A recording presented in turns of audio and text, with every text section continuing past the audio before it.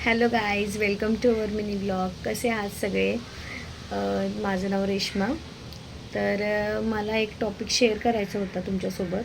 म्हणजे मी आज सेम तोच, म्हणजे जसा इन्सिडंट मी अगोदर बघितला आहे तसाच इन्सिडंट्स मी आजसुद्धा बघितला आहे. तर हा व्हिडिओ आहे जो म्हणजे पालकांपर्यंत पोहोचला पाहिजे आणि पालकांनी हा म्हणजे जो सेन्सिटिव्ह टॉपिक आहे तो जाणून घेतला पाहिजे की आपण मुलांना ज्या व्यक्तीसोबत पाठवतो किंवा ज्या आजूबाजूवाल्यांसोबत पाठवतो किंवा ज्या रिक्षावाल्यांसोबत बसवाल्यांसोबत पाठवतो ते सेफ आहे की नाही. कारण की मी जो म्हणजे आज बघितला आहे, मी अगोदरचा तुम्हाला इन्सिडेंट सांगते.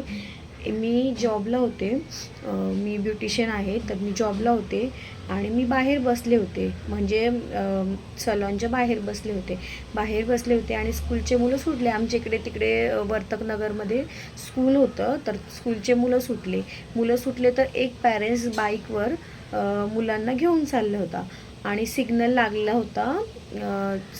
होता आणि तो पॅरेंट्स पुढे एक मुलगा आणि मागे दोन मुले, म्हणजे एक मुलगी आणि एक मुलगा, असे तिघंजणं होते. तर त्याने म्हणजे तो मुलगा त्याचा होता किंवा नव्हता, कारण की असं त्याने ज्या मुलासोबत म्हणजे त्या मुलाला जेवढा त्याच्यासोबत जे पण तो वागला त्यावरून तर असं वाटत नव्हतं की तो त्याचा मुलगा आहे म्हणून, किंवा ती त्याची मुलगी आहे.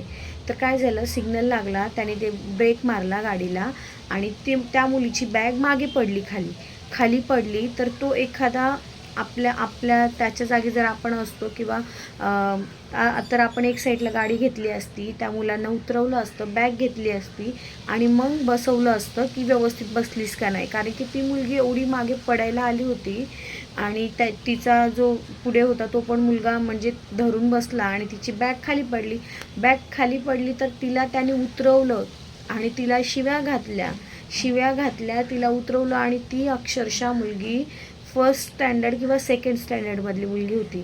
6 ते 7 वर्षाची मुलगी होती ती.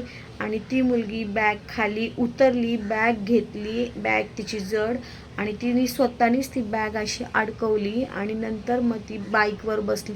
बाईकवर सुद्धा त्यांनी स्वतःहून म्हटला नाही बस किंवा काय, तिला एवढ्या शिव्या देत होता तो, एवढा घाण बोलत होता. ती मुलगी अक्षरशः रडत होती. मग ते बघून मला असं वाटलं, म्हणजे हे हिचे वडील आहेत किंवा म्हणजे हिचं कोण आहे किंवा बाहेरचं कोण आणतंय, आजूबाजूवाले असतील किंवा ओळखीचे असतील. आपण करतो ना असं की आज तू घेऊन जा, उद्या मी घेऊन जाते, किंवा कोणाचे पॅरेंट्स जर कोणी ड्रिंक केली असेल किंवा आपण आपल्या मुलांना कोणासोबत पाठवतोय आणि तो व्यक्ती कितपत सेफ आहे, म्हणजे हे बघणं खूप इम्पॉर्टंट आहे. कारण की मी त्या मुलीला खूप रडताना बघितलं. तो मुलगासुद्धा खूप घाबरला होता त्याच्या मागे बसलेला आणि एकाला त्याने पुढं बसवलं होतं.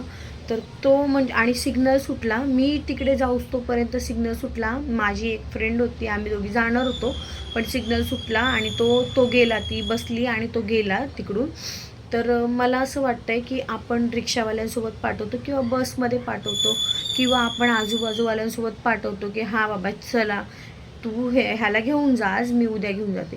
आपण जेवढं जिम्मेदारीने मुलांना नेऊन आणून सोडतो की आपल्याला असं वाटतं नको, लोकांची मुलं आहेत तर आपण व्यवस्थित घेऊन जाऊ, व्यवस्थित आणू, आपल्या मुलांसारखंच त्यांना म्हणजे आपण ट्रीट करतो. तसं समोरचा माणूस ट्रीट करतोय की नाही, किंवा जो पण जातोय तो कसा आपल्या मुलांसोबत वागतोय. तर आपल्या